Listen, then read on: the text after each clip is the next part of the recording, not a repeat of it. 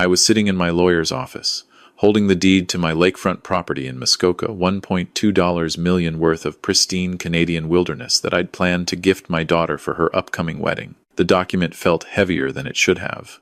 My phone buzzed. Unknown number. I almost ignored it. The text read, "Mr. Fitzgerald, don't sign anything today. Check your daughter's emails from last Thursday. Someone who knows what they did." I stared at the screen. My first thought was spam. My second thought was, how did they know I was here? How did they know about the signing? "Everything all right, Thomas?" My lawyer, Patricia, looked up from her computer. "Just a second," I said, my voice steadier than I felt. I called the number back. It rang 4 times before someone picked up. Thomas. The voice was familiar, but I couldn't place it. Older, tired. "I know you haven't heard from me in 17 years. It's Graham Porter." My stomach dropped. Graham Porter, my former business partner, the man whose career I destroyed when I pushed him out of our construction company back in 2008, the man whose wife left him shortly after, the man whose son. "Why are you calling me?" I kept my voice low, turning away from Patricia. "Because I owe you one," Graham said. "Not a good one.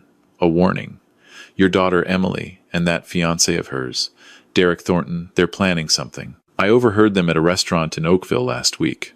I wasn't snooping. They sat down right behind me. They didn't see me." "Overheard what?" "Just check her emails. The ones from last Thursday around noon. She forgot to log out of her account on Derek's laptop when I was fixing their internet. I manage IT for their building now. That's what I do these days." There was bitterness in his voice. "I saw enough to know you're about to make a terrible mistake." The line went dead. "Before we dive into what happened next, I'd love to know, where are you watching from? Drop your location in the comments." "I'm telling this story from Toronto, but I know betrayal doesn't have borders." Patricia was watching me now. "Thomas, are you sure you want to proceed? You look pale." "Give me 10 minutes, I said. "I need to make another call." I walked out into the hallway and dialed my daughter. "Hey, Dad." Emily's voice was bright, cheerful. "Are you at Patricia's office? Is everything ready?" "Just wrapping up some details," I said. "Listen, honey, I was thinking maybe we should hold off on the property transfer until after the wedding. Make it a proper surprise." "What? No, Dad, we talked about this. Derek and I need to start the permits for the cottage renovation before June. The contractors are booked solid." "I understand. But, Dad," her voice took on that edge I'd heard more often lately. "You promised. We've been planning this for months.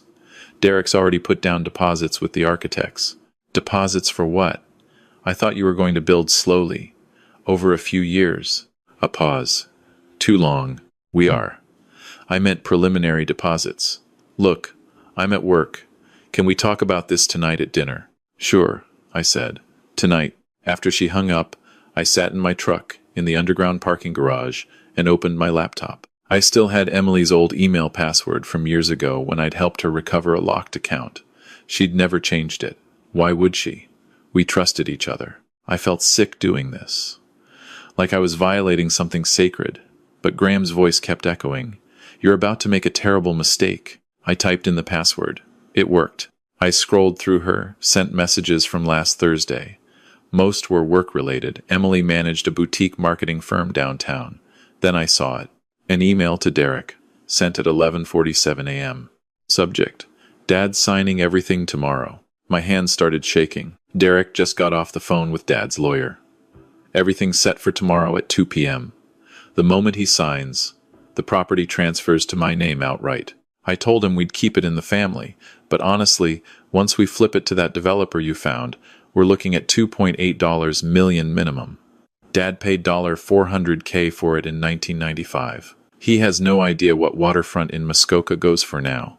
The nursing home in Aurora has an opening next month. Dad's 68, starting to forget things, or at least that's what we'll tell the doctors. Once we get power of attorney for his cognitive decline, we can sell the Toronto house too. That's another $1.9 million. Combined with the Muskoka property, we're talking $4.7 million. I know it sounds harsh, but he's been emotionally absent my entire childhood. Work, work, work. I barely saw him. Why should he get to enjoy his retirement in that big empty house when he wasn't there for my recitals, my graduation, My university years. He owes me this. We'll put him somewhere nice. Not a dump. Just somewhere. Manageable. He'll have his books, his TV. He won't know the difference in a few years anyway. I need you to not feel guilty about this. He's had his life. This is ours now. Love you. Can't wait to marry you and start our real life. I read it 3 times. Each time, the words hit harder. My daughter. My Emily. The little girl I'd pushed on swings. The girl I'd taught to ride a bike along the boardwalk. The young woman I'd put through university, debt-free. She was planning to have me declared incompetent, to take everything I'd built, to warehouse me in a nursing home. I sat there in the dark parking garage for 20 minutes, just breathing, just trying to understand. Finally, I went back upstairs. Patricia, I said, I need you to do something for me. Draft a new will. Today. I also need you to prepare a revocation of any future power of attorney attempts. She looked startled. Thomas, what's going on? Let's just say I've had a revelation about family loyalty. That night, I went to dinner at Emily's condo in Liberty Village. Derek answered the door tall, polished, wearing an expensive sweater I'd bought him last Christmas. Thomas! Come in, come in. Emily's just finishing up a work call. Their apartment was beautiful. Floor-to-ceiling windows, overlooking the lake, modern furniture, abstract art on the walls. I'd helped with the down payment 2 years ago. To get you started, I had said. Emily emerged from the bedroom, smiling. Dad, sorry about that. Client emergency. We sat down to dinner takeout from some trendy Thai place. The conversation was light. The wedding was in 3 weeks. 200 guests. Venue in Niagara on the lake. Band, photographer, florist, all booked. I'd written checks for most of it. So, Derek said, reaching for more pad thai. Did you and Patricia get everything signed today? I set down my fork. Actually, no. I decided to hold off. Emily's smile froze. What? I've been thinking, I said slowly. Maybe the property should stay in my name. I could let you use it, of course. Build your cottage. But keep the title with me. Dad. Emily's voice was tight. We had an agreement. Agreements can change. No. She stood up. No. You promised.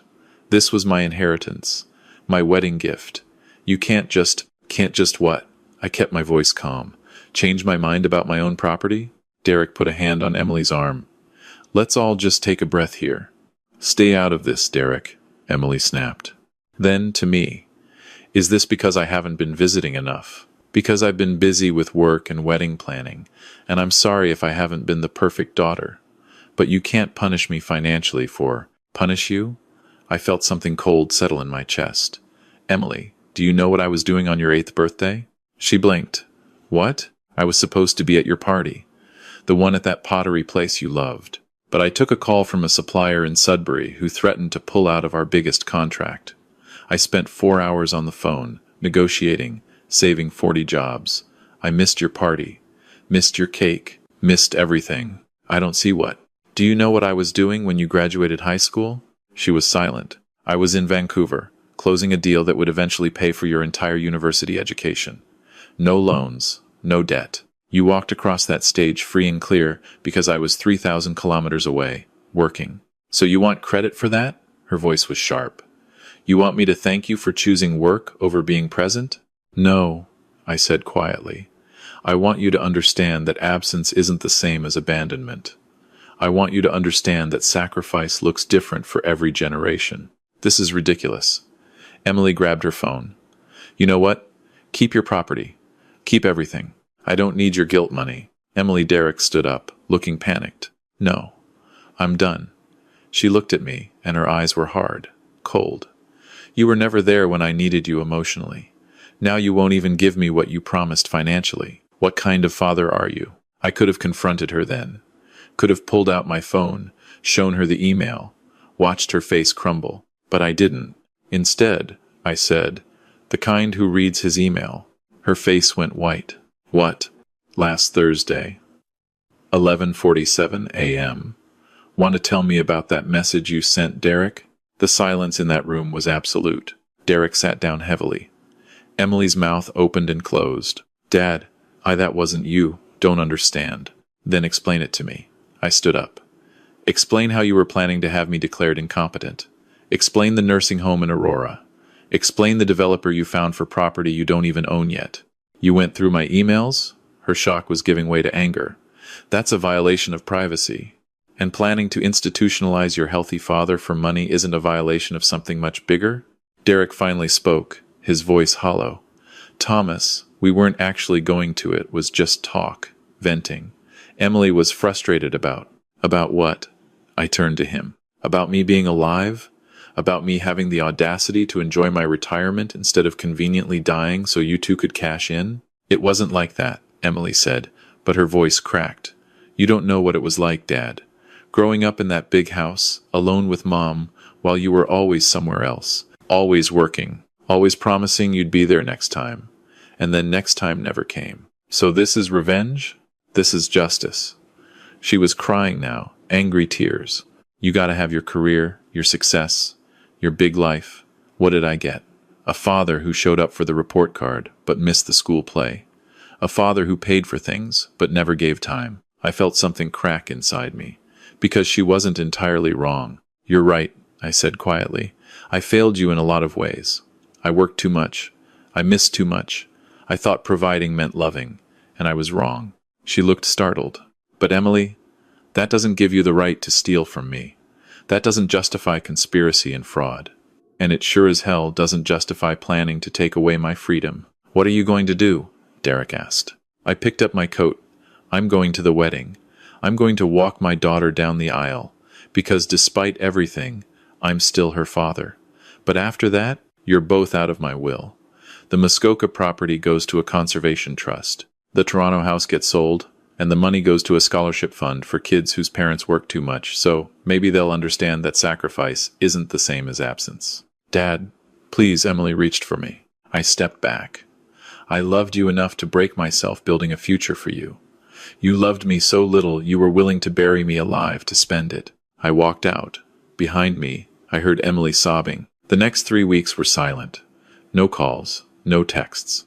I wondered if they'd cancel the wedding, but the invitations had gone out. Deposits were non-refundable. Pride, I suppose, has its own momentum. I called Graham the next morning. You were right, I told him. I'm sorry, he said. And he sounded like he meant it. Why did you warn me, after what I did to you? A long pause. Because 17 years ago, you taught me something. When you pushed me out of the company, when you made sure I couldn't get work anywhere in Ontario, you taught me what betrayal feels like, what it does to a person. So this was revenge? No, Graham said. This was mercy. I wouldn't wish that feeling on anyone, not even you. We met for coffee 3 days before the wedding. Graham looked older than I, remembered thinner, grayer, but his eyes were clear. I rebuilt, he said. Took almost a decade. Started small. Consulting. Network management. I'm not wealthy, but I'm stable. I'm sorry, I said. For what I did, I was ruthless back then. Thought winning meant destroying anyone in the way. And now? Now, I'm realizing that winning just left me alone in a big house with a daughter who sees me as an ATM to be emptied. Graham stirred his coffee. My son doesn't talk to me much either. He was 12 when his mother left. Blamed me for losing everything. He's 30 now. Lives in Calgary. We text sometimes. Short messages. Surface stuff. Do you regret it? The business? The ambition? Every single day. He looked out the window. But regret doesn't rewind time, does it? The wedding day arrived cold and clear, typical March weather in Niagara. The venue was stunning. A historic estate with views of the escarpment. 200 guests. A string quartet. Ice sculptures. Emily had spared no expense. Mostly mine. I got there early. Before most of the guests. Found Emily in the bridal suite, surrounded by bridesmaids and makeup artists. She looked beautiful. Her mother's dress, altered to fit. Her mother's veil. Diane had died 6 years ago, cancer, quick and cruel. She'd made me promise to take care of Emily, to not let work consume me anymore. I'd failed that promise too. Dad. Emily stood when she saw me. The bridesmaids quietly left the room. You look like your mother, I said. Please don't do this, she whispered. Please don't humiliate me in front of everyone. I'm here to walk you down the aisle, Emily. That's what fathers do. And after, you'll be married, you'll start your life with Derek, and I'll start figuring out mine. She was crying again, careful not to smudge her makeup. I'm sorry, Daddy. I'm so sorry. I don't know what I was thinking. I was angry. And Derek kept saying what you wanted to hear, I said gently. That's how these things work. We tell ourselves stories that justify what we want to do. I didn't mean it. The nursing home, the developer, it was all just fantasy. Just venting because I felt cheated out of a childhood. But you wrote it down, Emily. You made plans. At what point does fantasy become intent? She had no answer. The music started. That's our cue, I said, offering my arm. We walked down the aisle together, past friends and family, past Derek's relatives from Ottawa, past my old business associates. Everyone smiling. Everyone thinking this was a joyful day. I handed Emily to Derek at the altar. The officiant began the ceremony. Then, just as he asked if anyone objected, I raised my hand. The room went silent. I don't object to the marriage, I said clearly. But I do have something to say. Emily's face went pale. Derek looked like he might faint. Emily, Derek, I hope you'll be happy together. I hope you'll build a good life. But I want everyone here to know that this wedding represents the end of certain expectations. I pulled out an envelope from my jacket. This morning, I finalized some legal documents. The property in Muskoka that I'd planned to gift has been transferred to the Ontario Land Trust. It will be conservation land, protected in perpetuity. Gasps from the crowd. Emily's hands flew to her mouth. My home in Toronto will be sold upon my death, with proceeds going to the Diane Fitzgerald Memorial Scholarship Fund, named for my late wife. This fund will help children whose parents work too much, whose parents sacrifice time for stability. I looked at Emily. Because I've learned something these past few weeks. Sacrifice without presence creates resentment, not gratitude. Money without time builds portfolios, not relationships. And real love can't be measured in property deeds or inheritance checks. Derek started to say something, but I held up my hand. I'm not doing this to punish you. I'm doing this to teach you something I learned too late. You can't buy back time, and you can't earn love through transactions. My father died, leaving me nothing but debts. I built everything from scratch. I wanted to give you more than I had. I looked around the room. But more shouldn't mean money without meaning. It shouldn't mean security without sacrifice. I gave you finances. I should have given you time. I turned back to Emily. I failed you, sweetheart. I chose profits over plays, contracts over conversations, success over presence. That's on me. But your response, planning to institutionalize me, to take everything before I'm even gone, that's on you. The room was dead silent.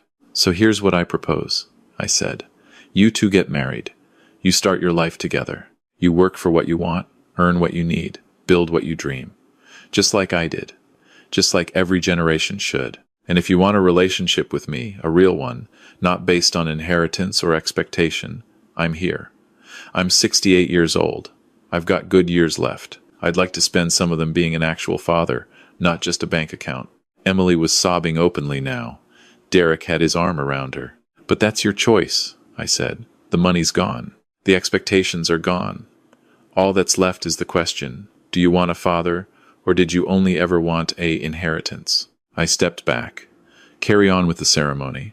I'll stay for the reception. After that, the ball's in your court. The officiant, thoroughly flustered, somehow got through the rest of the ceremony. Emily and Derek said their vows, both crying. They kissed. Everyone clapped, but it was muted, confused. At the reception, I sat at a corner table. Graham had shown up. I'd invited him last minute. We watched Emily and Derek's first dance. That was brutal, Graham said. Yeah. Also necessary. Yeah. What happens now? I don't know, I admitted. Maybe she'll hate me forever. Maybe she'll understand eventually. Maybe somewhere in between. For what it's worth, Graham said. You gave me something today, too. What's that? Permission to stop hating you. Turns out, we're both just men who work too hard and love too poorly. I raised my glass. To learning too late. To learning at all, he corrected. Emily approached our table near the end of the reception. Her makeup was ruined, her eyes red. Derek hovered nervously behind her. Dad, can we talk? Of course. She sat down. Took a breath. I don't expect you to forgive me. I don't expect you to forgive me either. But I want to try. she said. Not for the money. That's gone. And honestly, I think I'm relieved. The guilt was eating me alive. Even before you found out. What would trying look like? Maybe coffee? Once a month? Just talking. About real things. Not business or finances or what I need. Just talking. I'd like that, I said. It won't fix everything. No, I agreed. But maybe it's a start. Derek cleared his throat. Sir, I owe you an apology. I encouraged Emily's worst impulses because I saw dollar signs. That's inexcusable. You're young, I said. You'll have plenty of time to learn better. We're going to build our own life, Derek said. Earn our own way. Emily's company is doing well. I'm up for a promotion. We'll be fine. I believe you will be. Emily stood to leave, then turned back. Dad, Mom would be proud of what you did today, standing up for yourself, setting boundaries. She always said you were too soft when it came to me. Your mother was a wise woman. I miss her. Me too. After they left, Graham and I sat in comfortable silence. You know, he said eventually, maybe we both get a second chance here. At being better. At 68 and 72? Better late than never, right? I drove home that night to my empty house in Rosedale. But it didn't feel quite as empty as before. I had coffee planned with my daughter next month. I had a new friendship with an old enemy. I had years ahead to figure out who I was, beyond my work, beyond my wealth, beyond my failures. The next morning, I called the scholarship fund administrator. I want to add something to the criteria, I said. Not just for kids whose parents work too much. Also for kids who are learning that love isn't transactional. That family is built on time, not money. That's quite specific, she said. Yeah, I agreed. But maybe it needs to be. 3 months later, Emily and I met for our third coffee. We were still careful with each other, still navigating the wreckage, but there was something real emerging, something that didn't depend on bank accounts or property deeds. I got the house appraised, I told her. Not to sell, just to know. The realtor suggested I could downsize, use the equity to travel. Would you want that? Maybe. There's a lot of Canada I've never seen. Been too busy building things. Derek and I are thinking about renting a cabin next summer. Up north. Nothing fancy. Just a week. That sounds nice. You could visit, if you wanted. For a day or two, I smiled. I'd like that. She stirred her latte. Dad, I've been thinking about what you said at the wedding. About sacrifice and presence. And? I think you were right. About all of it. You did sacrifice. You did provide. But I needed you there. Not just your checkbook. And I'm realizing now I'm doing the same thing. Working 70-hour weeks, building my company, telling myself it's for our future. But what future am I building if I'm never present for it? That's wisdom talking. That's your mistakes teaching me. Then maybe they weren't wasted. Before I close this story, I want you to think about something. Comment below and let me know. What are you sacrificing for success? And is anyone actually benefiting from that sacrifice? Because here's what I learned at 68 years old, what I wished I'd understood at 30 or 40 or 50. Time doesn't wait for you to finish your to-do list. Your children don't pause their childhood until you're less busy. Your relationships don't go into suspended animation while you climb the corporate ladder. I built an empire of property and investments. I gave my daughter everything money could buy. But I didn't give her me. And when she tried to take what I'd built, I was outraged, but was I really that surprised? We teach people how to value us. If we only show up with our wallets, we can't be shocked when that's all they see. The real tragedy isn't that Emily planned to betray me. The real tragedy is that I created a relationship where betrayal felt justified in her mind, where money became the language of love, because I never learned to speak in time and presence. So learn from my mistakes. If you're working late again, missing another dinner, postponing another conversation, ask yourself, what am I really building? And who will actually benefit when it's done? Because inheritances don't heal regret. Trust funds don't cure loneliness. And no amount of money will ever buy back the time you didn't spend being fully, presently, authentically there. My daughter and I are rebuilding.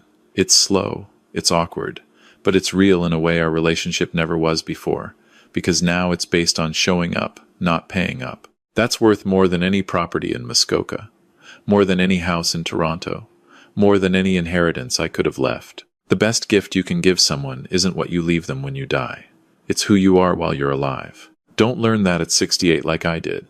Learn it today, right now, before it's too late, because second chances are rare, and sometimes they only come after everything else is gone. Thank you for listening all the way to the end. If this story resonated with you, I'd appreciate if you'd hit that like button and leave a comment about where you're watching from. These stories are meant to teach, to warn, to inspire reflection on what really matters before we lose the chance to choose differently.